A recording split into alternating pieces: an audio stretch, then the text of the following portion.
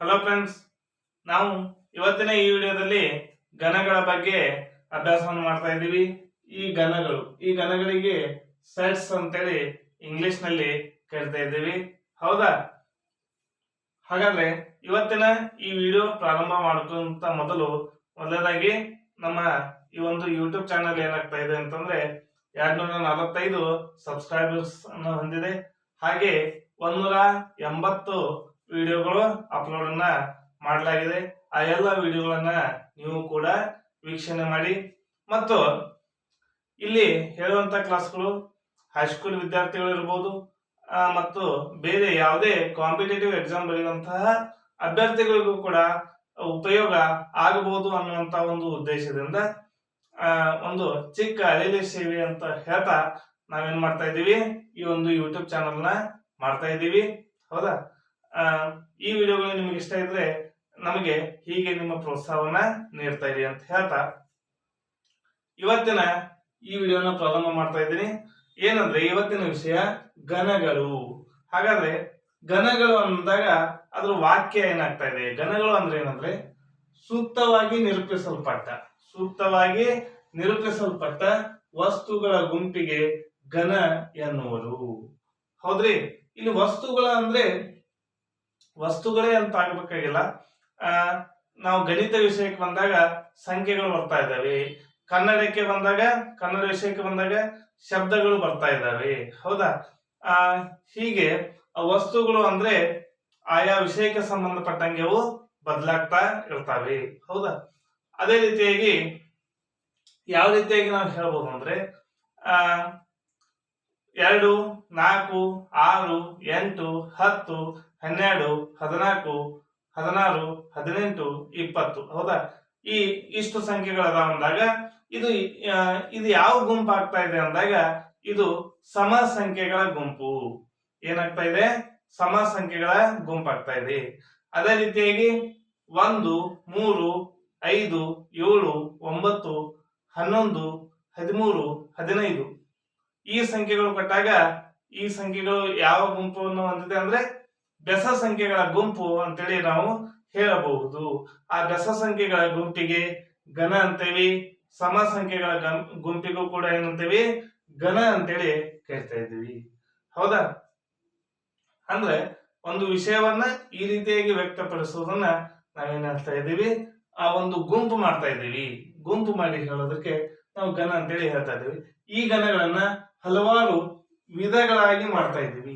ಹಾಗಾದ್ರೆ ಯಾವ್ದಂತ ನೋಡಿದಾಗ ಒಂದನೇದಾಗಿ ಪರಿಮಿತ ಘನ. ಪರಿಮಿತ ಘನ. ನೆಕ್ಸ್ಟ್ ಬರ್ತಾ ಇದೆ ಅಪರಿಮಿತ ಘನ. ಯಾವುದು? ಅಪರಿಮಿತ ಘನ. ಮೂರನೇದು ಬರ್ತಾ ಇದೆ ವಿಶ್ವಘನ. ಹೌದಾ? ವಿಶ್ವಘನ. ನೆಕ್ಸ್ಟ್ ಬರ್ತಾ ಇದೆ ಶೂನ್ಯ ಘನ. ಏನು ಬರ್ತಾ ಇದೆ? ಉಪಘನ. ಹೌದಾ? ಯಾವುದು? ಉಪಘನ. ಇದಾದ್ಮೇಲೆ ಬರ್ತಾ ಇದೆ ಸಮಗಾತ್ರ ಘನ ಅಂತೇಳಿ ಬರ್ತಾ ಇದೆ. ಆಮೇಲೆ ಸರ್ವಸಮ ಘನ. ಯಾವುದು? ಸರ್ವಸಮ ಘನ. ಆಮೇಲೆ ಸಂಯೋಗ ಘನ. ಇದು ಯು ಅಂತೇಳಿ ಬರ್ತಾ ಇದೀವಿ. ಈ ಸಂಯೋಗ ಘನದ ಒಂದು ಚಿಹ್ನೆ ಯು ಆಗ್ತಾ ಇದೆ. ಇನ್ ನೆಕ್ಸ್ಟ್ ಬರ್ತಾ ಇದೆ ಛೇದನ ಘನ ಅಂತೇಳಿ ಬರ್ತಾ ಇದೆ. ಅದನ್ನ ಈ ರೀತಿಯಾಗಿ ಚಿಹ್ನೆಯನ್ನ ಬಳಸ್ತಾ ಇದ್ದೀವಿ. ಹೌದಾ? ಹಾಗಾದ್ರೆ ಈ ಘನಗಳ ವಿಧಗಳ ಬಗ್ಗೆ ಸ್ವಲ್ಪ ವಿಷಯಗಳನ್ನ ತಿಳ್ಕೊಬೇಕಂದ್ರೆ ಪರಿಮಿತ ಘನ ಅಂದ್ರೆ ಪರಿಮಿತ ಅಂದ್ರೆ ಏನು? ಹೌದಾ? ಇದು ಇಷ್ಟೇ ಅನ್ನೋದನ್ನ ಹೇಳ್ತಾ ಇದೆ. ಅಂದ್ರೆ ನಾವೇನ್ ಮಾಡ್ಬೋದು? ಅವುಗಳನ್ನ ಎನಿಸಬಹುದು, ಲೆಕ್ಕ ಹಾಕ್ಬಹುದು. ಅಂತವುಗಳಿಗೆ ಪರಿಮಿತ ಅಂತೇಳಿ ಹೇಳ್ತಾ ಇದ್ದೀವಿ. ಇನ್ನು ಅಪರಿಮಿತ ಘನ ಅಂದ್ರೆ ಇವು ಲೆಕ್ಕ ಸಿಗದಷ್ಟು, ಬಹಳಷ್ಟು. ಹೌದು? ಆಕಾಶದಲ್ಲಿರುವಂತ ನಕ್ಷತ್ರಗಳು ಎಷ್ಟು, ತಲೆಯಲ್ಲಿರುವಂತ ಕೂದಲುಗಳು ಎಷ್ಟು ಅಂದಾಗ ಅವೆಲ್ಲ ಏನಾಗ್ತಾ ಇದ್ದಾವೆ? ಪರಿಮಿತ ಘನಗಳು ಆಗ್ತಾ ಇದ್ದಾವೆ.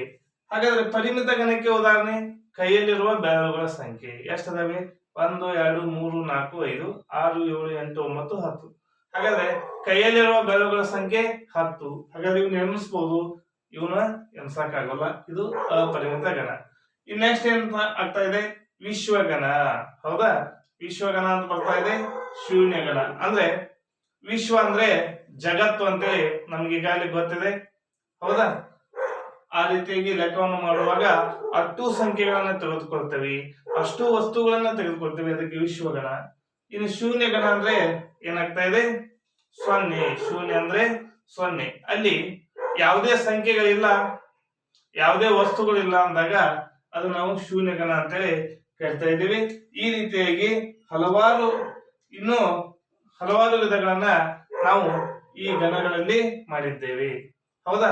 ಹಾಗಾದ್ರೆ ಇವತ್ತಿನ ವಿಡಿಯೋದಲ್ಲಿ ಏನ್ ತಿಳ್ಕೊಂಡಿದ್ದೇವೆ ಅಂದ್ರೆ ಗಣಗಳು ಎಂದರೇನು, ಆ ಗಣಗಳ ಒಂದು ವಿಧಗಳು, ಹೌದಾ? ಹಾಗಾದ್ರೆ ಪರಿಮಿತ ಗಣ, ಅಪರಿಮಿತ ಗಣ, ವಿಶ್ವಗಣ, ಶೂನ್ಯಗಣ, ಉಪಗಣ, ಸಮಗಾತ್ರ ಗಣ, ಸರ್ವ ಸಮಗಣ, ಸಂಯೋಗ ಗಣ ಮತ್ತು ಛೇದನ ಗಣ ಅಂತೇಳಿ ನಾವು ಅಭ್ಯಾಸವನ್ನ ಮಾಡಿದ್ದೇವೆ. ಈ ವಿಡಿಯೋ ನಿಮ್ಗೆ ಇಷ್ಟ ಆದ್ರೆ ಲೈಕ್ ಮಾಡಿ, ಶೇರ್ ಮಾಡಿ, ಸಬ್ಸ್ಕ್ರೈಬ್ ಆಗಿರಿ. ಹೀಗೆ ನಮ್ಮೆಲ್ಲ ವಿಡಿಯೋಗಳನ್ನ ನೋಡ್ತಾ ಇರಿ. Thank you.